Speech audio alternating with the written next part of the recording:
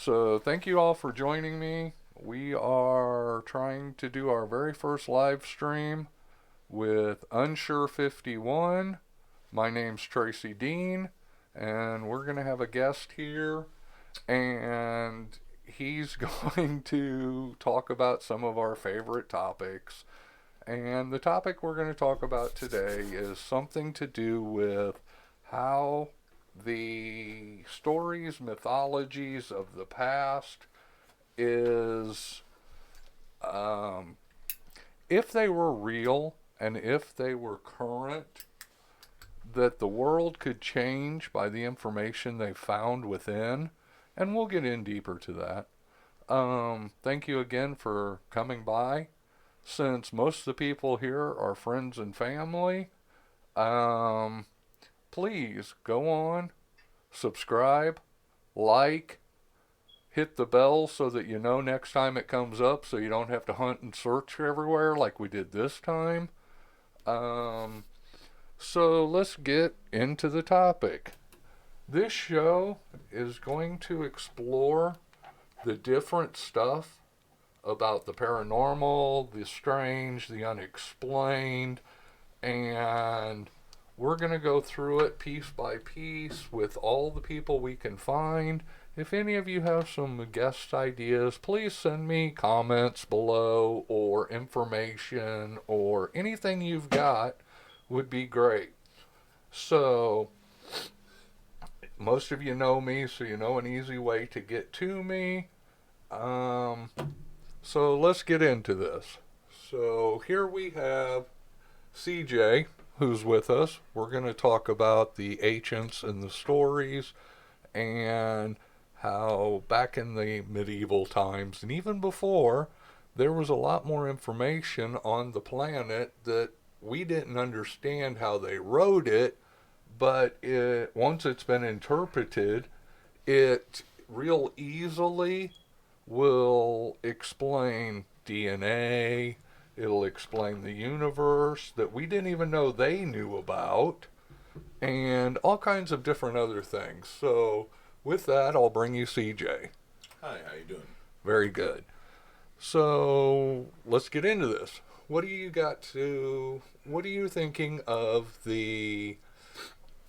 uh, the Indians have texts, and I believe it's called the Nabara Veda Nabara or something to that effect, that actually has descriptions and breakdowns of the DNA, the uh, atom, the universe. There's all kinds of different things in their writings and in their drawings that now, if you look at it, knowing what we know about the universe and look at it, we're pretty clear sure that they knew about stuff they couldn't have known about because we're just now figuring it out in the last 50 years and they knew it thousands of years ago. Oh yeah, it's totally amazing. I think that so many people discredit ancient people as savages, but there's so much information to prove that they knew so much more than what they knew now, than what we even know now. I mean, even as far as cave paintings and stuff like that go, there's depictions of things that I don't know. I guess maybe we're just now figuring out. Okay. So, what kind of things are on the caves that make you think they knew stuff we didn't?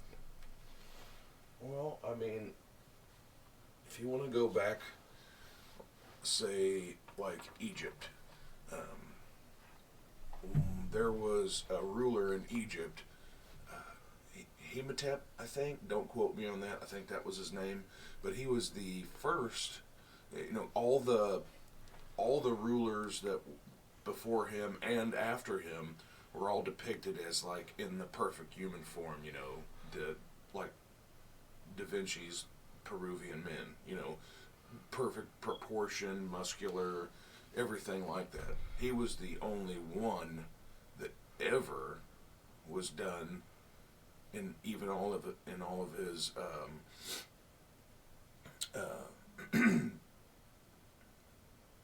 was statues and the paintings and stuff like that of him where he had a pot belly and a sunken in chest, and it was most likely that he was actually depicted on how he really looked. And he was, he changed so many ideals of things, and he was also quoted as having an elongated skull, which, I mean, if you want to really go all ancient astronaut, I mean, that's one of the big things. They think he was an alien, but that's not here nor there. But he changed so many things, and after his death, everything went back exactly the way it was. Like they went right back to the standard rules, the standard gods, and everything like that. But they're, yeah. So he was the first person that actually showed all of his flaws and his characteristics of humanity, where now or before that, they showed them kind of idyllic and the way they wish they look, we believe. Yeah, exactly, yeah. So with that, he's more. Well, what would make that change? Why would he want to be more like human instead of godlike, which everyone else, most leaders of the world, including current day, believe that they're from gods and their power comes directly from a deity, where this person was like, no, I'm human like the rest of you. So, Well, he did still claim to be deified. okay, He did still claim to be deified. but he still wanted to show his flaws and imperfections. Absolutely. Okay. Was there any other descriptions or things that you've seen that would make you believe that they knew stuff we don't? Yeah, absolutely. Inside in his tomb, when it was discovered, there was a bird, but the bird had the tail was inverted so that it was straight up and down, and the wings were on the top rather than on the side. So the bird resembled more of a fighter jet than an actual bird. And then there's actually been studies done where they completely, excuse me, I'm sorry, where they completely made a larger scale model of it and put it inside of a, what are those things called? Wind tunnel. Yeah, a wind tunnel. Uh-huh. And in that wind tunnel, the thing was completely aerodynamic. And flew. Yeah. And they did it from had a scale model. Yeah. Right. And it had every characteristic needed to be able to achieve flight. That we couldn't figure out until Orville and Wilbur Wright. Exactly. Yet they figured it out in even their toys, Mm-hmm. or their characterizations of the things that they wanted to take with them to the afterlife. Exactly. So, with that, we also can see that there's writings that get deep into a lot of the information and a lot of the stuff that they knew. That it's been said that the people that did Oppenheimer, who did the atomic bomb, had a copy of the Indian text, and that he used it exclusively to understand what they didn't understand yet. And that's kind of concerning or weird that you would take the oldest book you can find to find new information for the future. So it explained enough about the atom and the nucleus and the breakdowns of the atom that he could create an A bomb out of it. So, what does that lead us to believe about the ancients? Well, obviously that they knew a whole hell of a lot more than we know. Well, okay, so where do you think society would be today if we actually took all of the old texts and stories and information and instead of calling it cute fairy tales or mythologies or, dismissing it, we actually took it and said, hey, let's look into this and see if we can do scientific process on it and come up with information that'll help our future and where could we go from there? Oh, yeah, absolutely. We could go to, well, I mean, if you think about it, all the information, like I keep harping on Egypt and stuff like that, but like if you look at, and even the Aztecs and all the pyramids across the world, they're all lined up with certain astrological signs that are still accurate today. So how did they know about all these planets that are supposedly not visible with the naked eye, but we have just found in the last 100 years? And they knew where they were well enough that they could do depictions of it on the ground. Yeah. They also found the pyramid in the Aztec kingdom that's the largest pyramid, and they said on the equinox it actually casts a shadow looking like a serpent sliding down the stairs on the equinox only, which we've known throughout history that the equinox is a very important thing for summer and winter solstices, that it was important for planting and other things, and they knew enough to position the pyramid so that it could actually, do something cool on two important days of their calendar. And where did they get that knowledge? How do they know? What are they trying to tell us would be the most important to me. Is there hidden information in there that we haven't figured out yet from, the mud dwelling people that couldn't know anything before us because they don't have smartphones, computers, they just had abacuses and pebbles to count with. So, what are we supposed to take from that? And they've even got sun alignments that on certain days or certain important times that the sun will create a shadow in a very specific place that they've markered from the obelisk. The obelisk shadow will point to a very specific place, or there's several other examples of it. So, what are we don't give them any credit for having any kind of scientific technology, yet we're behind where they are or were. How do we explain that? Well, and the pyramids, whether they're Indian or Egyptian, they all line up perfectly north, south, east, west. The cornerstones of each side are all perfectly lined. But they didn't have With magnetic compasses. Well, they're lined up with true north, not magnetic north. Ah. So how did they even know what true north was? How did they even know the concept of north and south? Exactly. I mean, we only created that, the last 500 years, 700 years?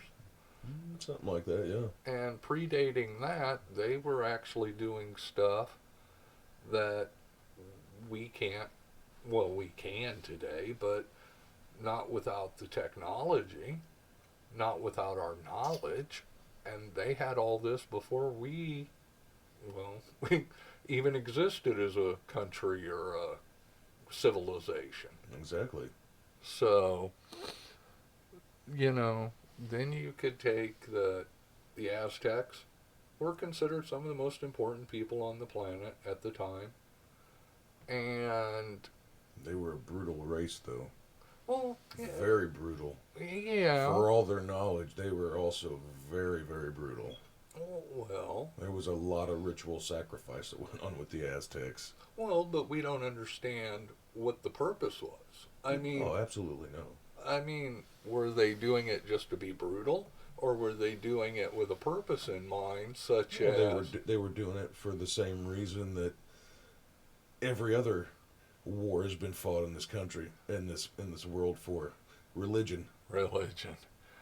Oh no, let's not get you started on religion. Okay. So, but aside the brutality of them, we actually can look and see that they actually had a lot of good practicing technologies. Absolutely. And they're finding the underground waters and the stuff like that. They're still questioning what happened to the Aztecs because it was like one day they were there, next day gone. And now they're actually The Inca were the same way. right.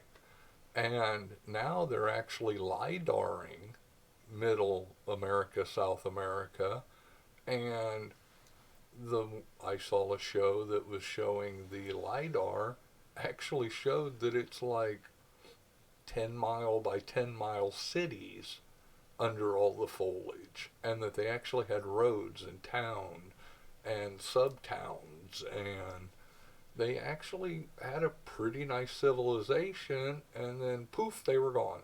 Mm-hmm. And a lot of people want to point to paranormal. I think it was more likely that they probably ran low on water and people were moving more outland towards the coasts for more sustainable life. And it, until we get definitive information one way or another, who knows? Anything's possible, but probability and possibility are two different things. True. But a lot of people want to make it mystical. And I think it's more likely that they were following human instincts, such as following the food, following the water, following the ability to survive longer, and just trying to, I don't know, survive Yeah. with or without a society or a city or a government or however you want to define what the Aztecs and the Incas were. You know, or they were running from being sacrificed. Yeah. you know. So, what other information you got for us today? Well, I mean, following kind of that same theory of what you're talking about why they just disappeared, uh, the lost colony of Roanoke. It's the same thing. Um, Most likely, they were just, well, I mean, obviously, because Britain was uh, at war, and so there was no way to get uh, supplies to them. Well, why don't you back up and tell us the story as it's known of Roanoke? Okay, so basically, the lost city of Roanoke was there was a colony that was colonized by Britain On an island. on an island, Roanoke, and there was a whole lot of attempts to get supplies to this colony, not only by Britain but by its inhabitants. And so the kind of skipping over and making it as basic as possible, there was two men that set off out of the colony and to go and try to get provisions for the colony. And when they came back, from Britain with no supplies.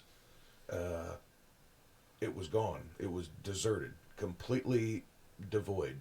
It looked like people just picked up and disappeared. I mean, there was still all the hovels or houses or whatever the hell they lived in. Heck, they lived in. Sorry, and but yeah, it was just gone. And there was a word written on a stone, and I cannot remember for the life of me what that word was right now. But it was one of the neighboring. It was one of the neighboring Indian tribes, what they called themselves.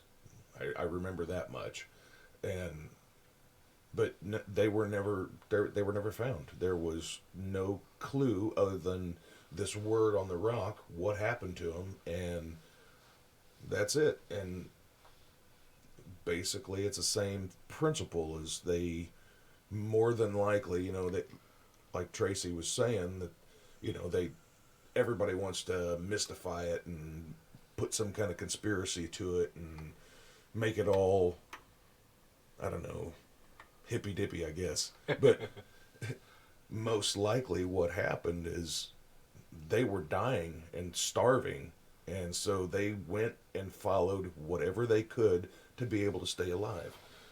Whether that be game trails or neighboring Indian tribes or whatever, they most likely that's what happened is they just followed where they could survive.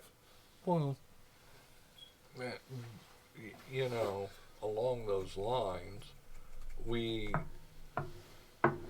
as I understand that story, it was the governor or one of the leaders of the town who went to England to get supplies.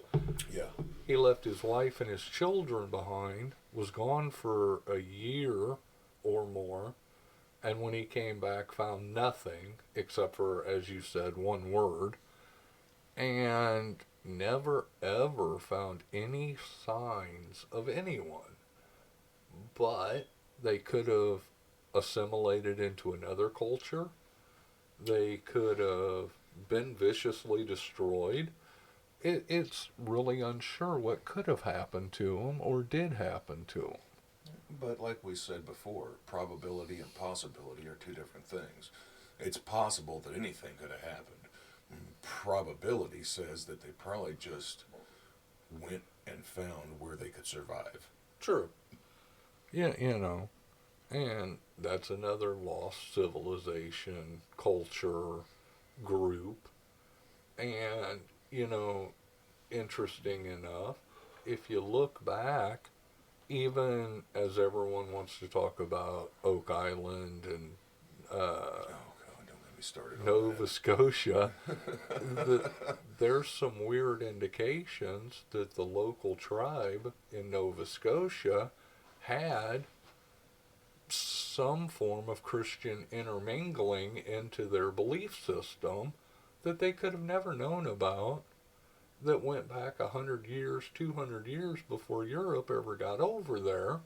So, I mean, it shows clear-cut signs that someone went over and told them about, well, religion. Well, yeah, I mean, and you got to figure too. I mean, going back like Knights Templar and stuff like that, that was the whole mission: to spread the word of God, spread Christianity.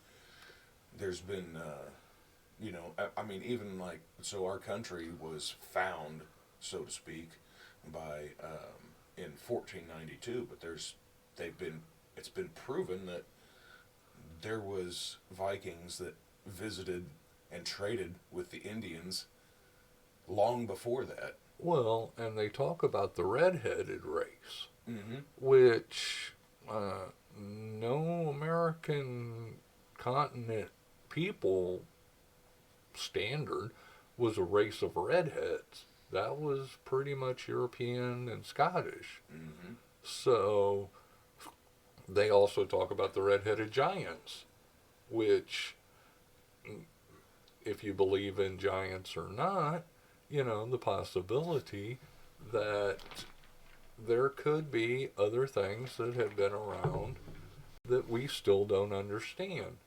Just like, oh, Christopher Columbus discovered America, yet we're finding out that there were Europeans here before Christopher Columbus even knew. How did he know where he was going? I mean, according to him, he was going to float, well, according to everyone else, he was going to float off the end of the earth.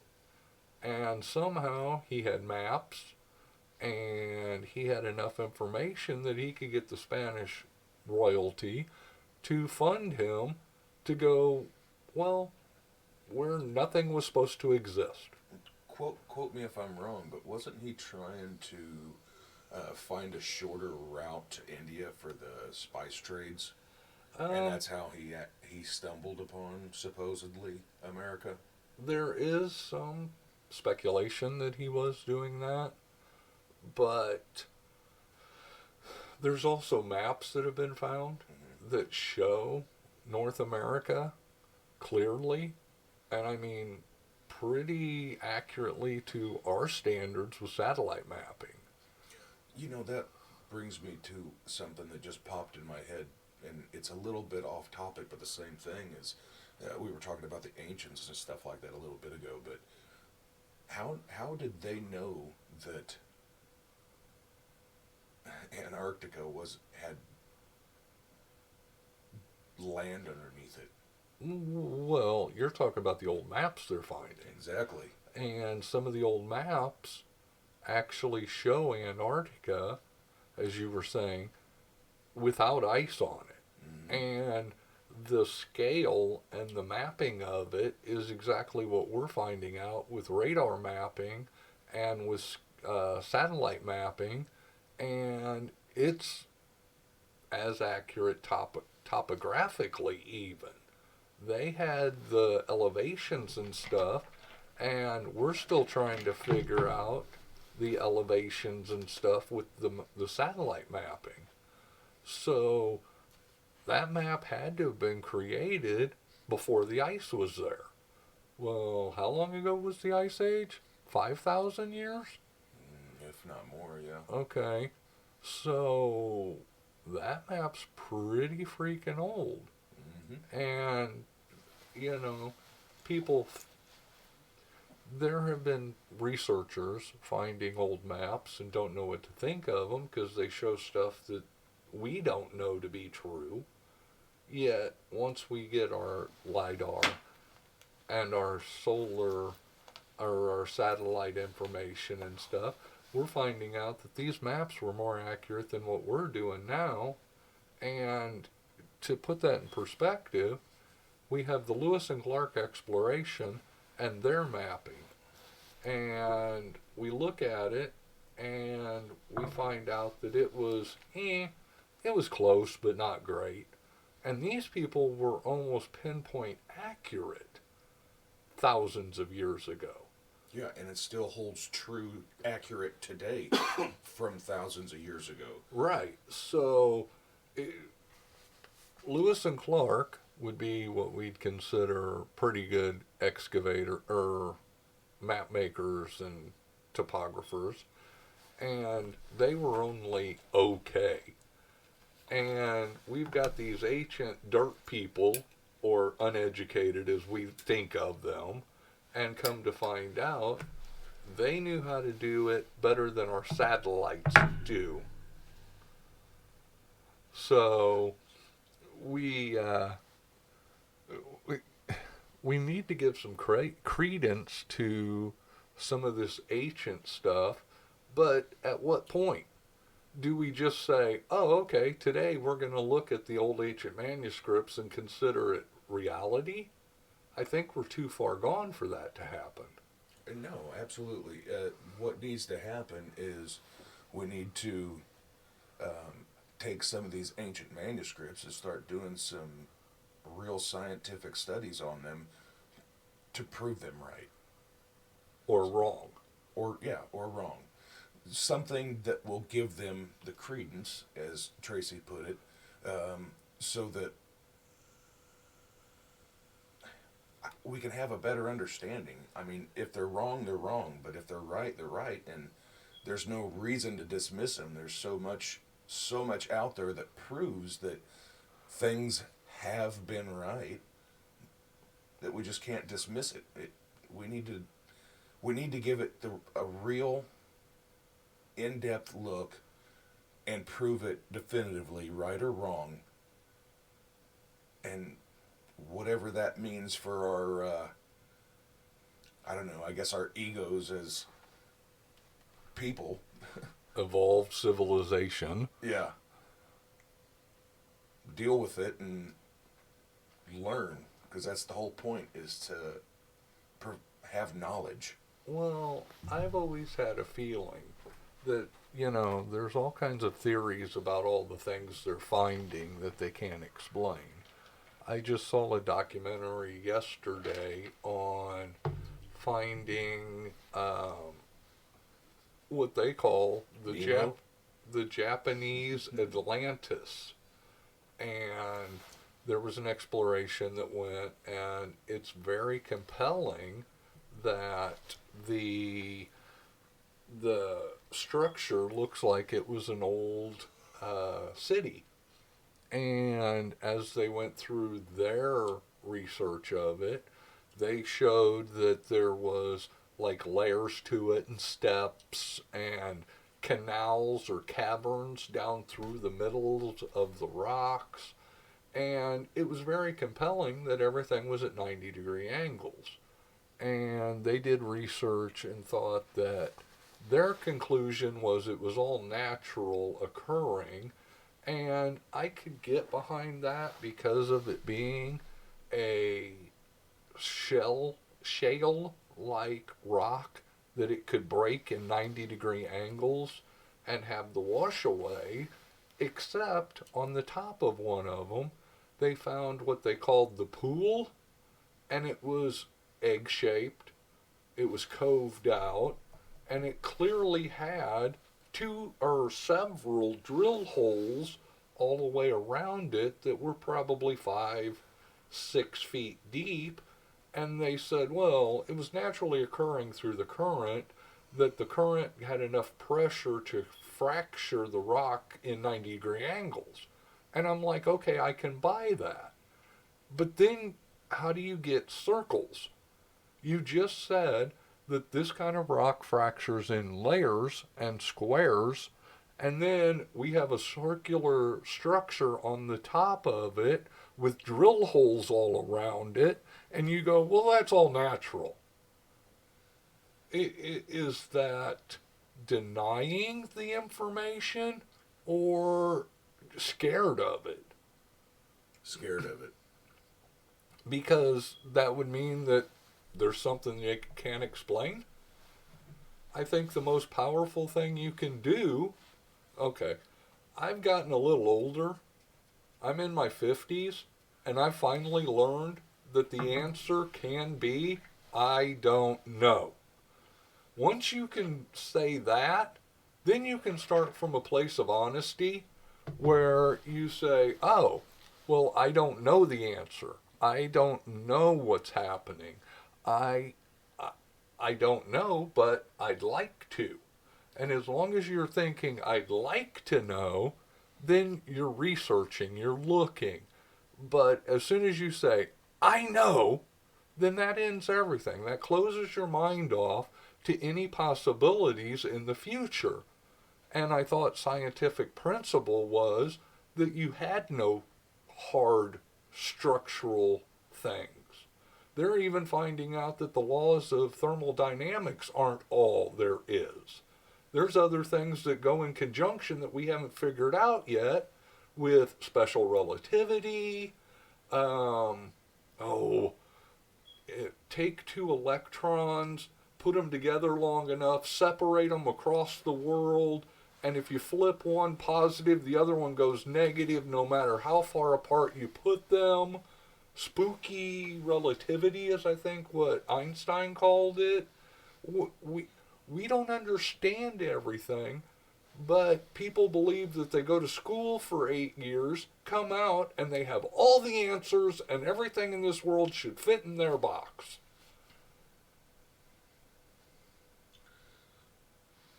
In reality, what should happen is they should go to school for 8 years to find ways to understand what they don't understand. Or to better understand ways to look or to question what I mean. Some of the smartest people in history would say, "Yeah, but why?" That question right there is one of the most important. Is but why? Because that clearly explains to you that you might be able to see something, but you don't understand it. And I heard someone once say, if we time traveled a motorcycle back 150 years, eventually someone would figure out how to get it to start. They might even figure out how to be able to ride it, but they wouldn't know how to refuel it. They wouldn't know how to repair it, but they could use it until it was unfunctionable to their technology level. So, with that thought, we could go miles and miles with just the, yeah, but how did that happen philosophy. Oh, absolutely. They No great discovery by mankind has ever happened because somebody said, "I know." Every every great discovery has been because somebody said, "Huh, I wonder." Or they found something that led them to a place of interest and went from there. Excuse me. Man, this is not good today. But I think that a lot of what's going on is I think we need more of an open mind in science and in research to where they're more open to the possibility of the unknown. I'd like to expand on that, and I think the human race as a race period needs to be more open-minded. There would be a lot less problems if we were all more open-minded Well, and a lot more discovery. well, not just so open minded as much as available for the information. I mean, I understand that open mindedness could be valid, but you have to have within frameworks. And blind open mindedness of anything's possible is great for scientific experiment and discovery, but we still need to remember it stays within frameworks of things that are known, and then you go, okay, this is outside of known, so let's look at it and see if we can explain what we don't know. It can guide us to a place where we can figure out what we don't know.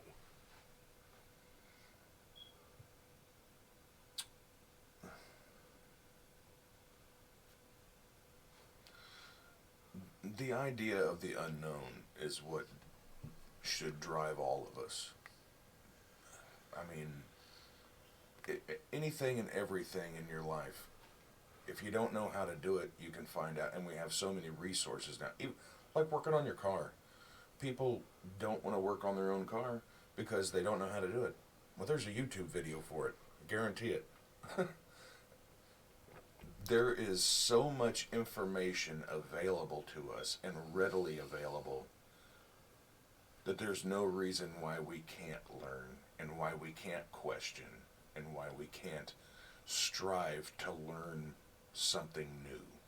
Well, but okay, so I'm going back to your point. I know someone who got a car very young, had a problem with it, and I came over and they were laying under the car working on it. And I said, "Oh, that's cool." And they said, "Hang on, stop." I said, "Okay, what?" And they said, "Hang on." So they pushed play on their phone and watched about 30 seconds of a video, pushed pause, and then started staring up under the car. And I said, "What are you doing?" And he goes, "I'm working on this part, and this video's telling me exactly how to do it on this vehicle." And I thought, man, Yeah. when we were kids, you were Children's lucky. books and Haynes manuals. And, God, how many of them I owned. and not all of those were even great. Yeah. I mean, and these videos get in depth and get very to the core of the problems. And if you don't like how this guy does it, go to the other guy. Yeah. Because there's 15 other people doing this exact same video. And One or two of them's got an easy, quick tip to help you out, save you half an hour's worth of work. right. And Unlike the days of the Haynes manuals or the Chilton books. yeah, you got what they wanted you to have. Yeah.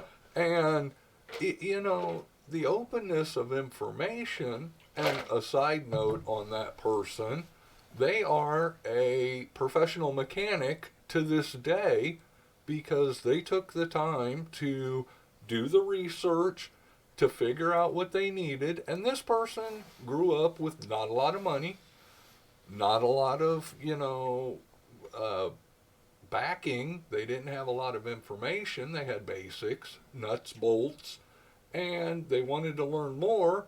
So they looked on the internet. They found the resource, and to this day, I still would guess, I have no proof, that this person working on cars probably still flips back to the internet to diagnose recent problems, common problems, and then looks up simple tips on how to get that done quickly and efficiently as a professional mechanic for a living. So, to your point, as long as you're open to exploration and information, And the willingness to say, I don't know how the hell to do this. right, and find the answers. How can I figure out how to figure this out? Right. And, that person's making a pretty good life right now because when they were in their teens and didn't have enough money to send it to a mechanic, they created a lifelong skill. I mean, if more people would be that way at a younger age, but I think that a lot of our parents and, a lot of our teachers, they believe that the books that are sent out, that are constantly replaced, but the books They that don't are have books anymore. It's all on computers now. okay, well, As a dad of a 13 and a 10-year-old, I can tell you that for sure. even less better. You know, but I find it interesting that not long ago I was thinking,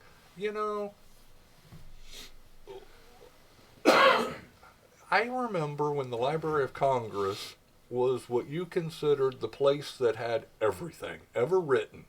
There's at least one copy in the Library of Congress. And I thought, man, that would be nice to just go see. And not long ago I was thinking, man, that's a lot of information in one place. Almost like the internet. You can find an answer for anything. Doesn't necessarily mean it's the right answer. Just means it's someone's answer to the question you have. And no other time in my 50 years have we ever had that kind of access to it.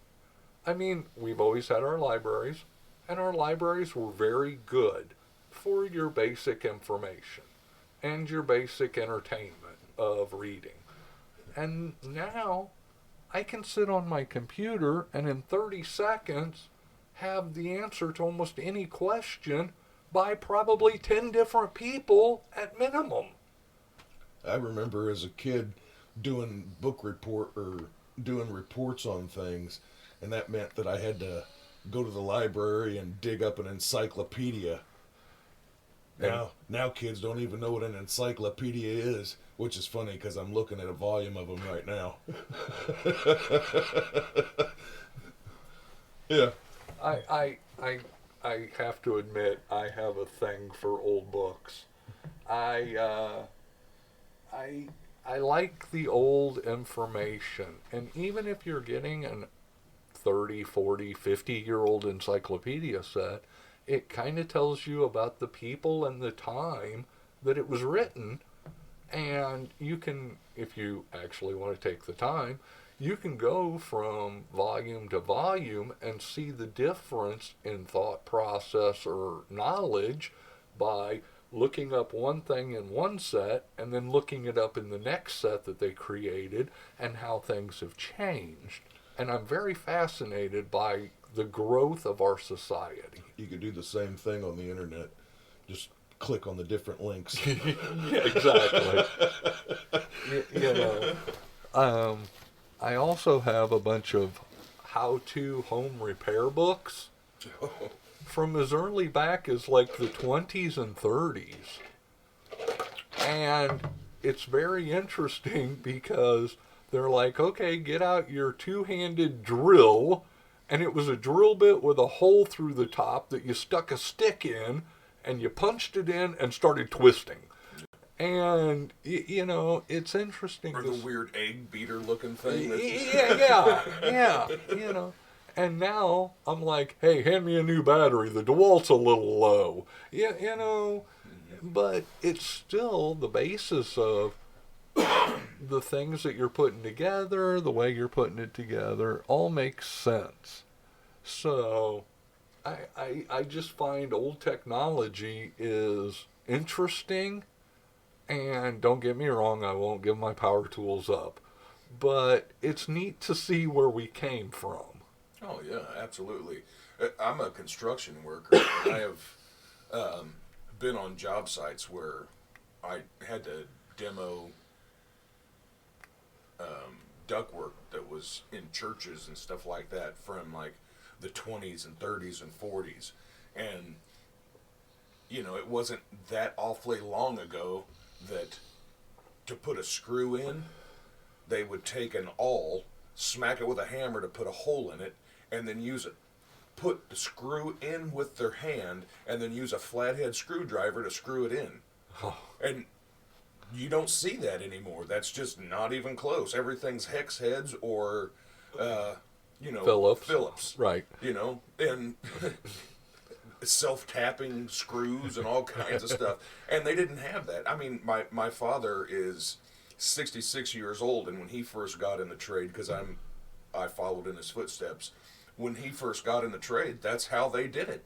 They smacked it with, and we're talking about like the early 70s. It wasn't that awfully long. Well, I guess it was long ago, but it doesn't seem that long ago. The early 70s, that's what they did. They'd smack an awl and put a hole and then run the screw in by hand, and then everything was hung with wrought iron and stuff like that. Well, I think one of the best developments ever was a Phillips head screw. That and an impact. Oh my God, those things are so awesome.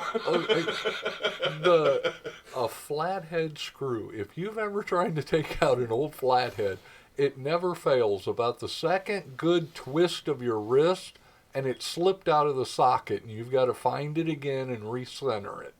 Which is not that big of a deal whenever you can see what you're doing. You can't always see what you're doing when you're working on things. Right. Sometimes you're doing it by braille. Right. Well, but even in what we're discussing, it's that kind of a thing where you're trying to get the information, or you're trying to advance your cause with, new ideas. And it was probably some guy on the work site that said, hey, if we do it like this, we can save some time. And you're talking about bracket hangers and stuff like that for duct work. Well, Does anyone know what pipe strap is or strap iron? It's very interesting.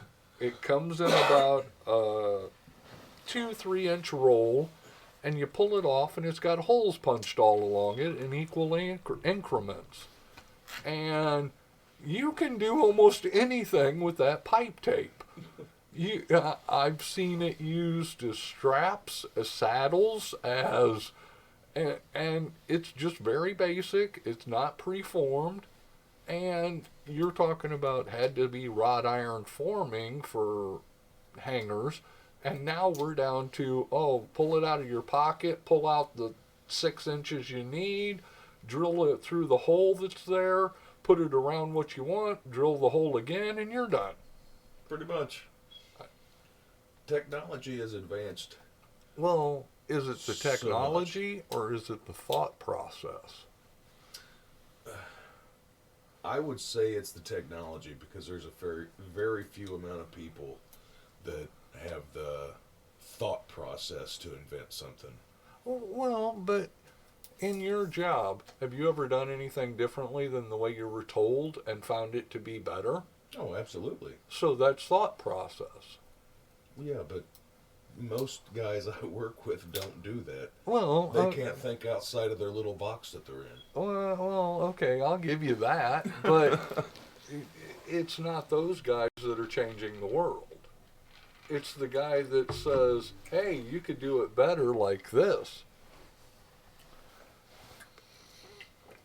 So That being said, I have been on job sites where we used something new on the market. I'm a sheet metal worker, and so I've been on job sites where I was working and there's something new on the market that we're trying out, and most of the time it was developed by another sheet metal worker, right. another guy just like me out in the field working on things. Saying, And he "Hey, said- I've got an idea." Yeah, and he said, "Man, this sucks. It's a pain in the butt. How can I make this easier?" Well, have you seen Big Bertha, the snow removal semi that they have here? I have not. No. Oh, it's a tanker truck that has spray nozzles on it. And when they first started with it, the spray nozzles were all in the back, and they flipped out and they did multiple lanes of highway. Mm-hmm. And then they started working on technology where they learned to slide the tractor sideways and control jackknife it. And they could cover more area. So what they started doing is they set this system up where as they're driving, they start the jackknife and they have the spray nozzles down the sides of the trailer now. And as it's control sliding sideways, it's spraying along. And Is it really like sliding sideways, or Yes. like slip the axle so No. that it rides sideways? No, it's actually sliding sideways, I think. Well, Like they turn the axles to stay Mm-hmm. parallel instead of, yeah. And driving along one night, I saw a big truck pulling a trailer, and I thought, oh, that's kind of cool. Maybe he needs more snow or salt or something. And all of a sudden, the trailer kicks out to the right and starts sliding sideways beside the truck and started plowing a second lane of road. So the truck was plowing one lane and the trailer was plowing the lane next to it. And that is very unsettling to see when you don't expect it. Yeah, I could. Yeah, that would probably scare the crap out of me if I was driving in back of it on the highway. I wonder if there's some kind of an actuator that turns the axles to make it do it. I don't know, but I know it was developed locally, and Either way, it's still pretty cool. yeah, and we got the idea of Bertha, I think's what the semi's called, with the tanker truck from Michigan, Minnesota, or whatever. I'm going to show my age right now. When you say the word Big Bertha, all that comes to my mind is the the big old CB antenna Oh, no, with the linear on it. it's a tanker truck that they spray out of.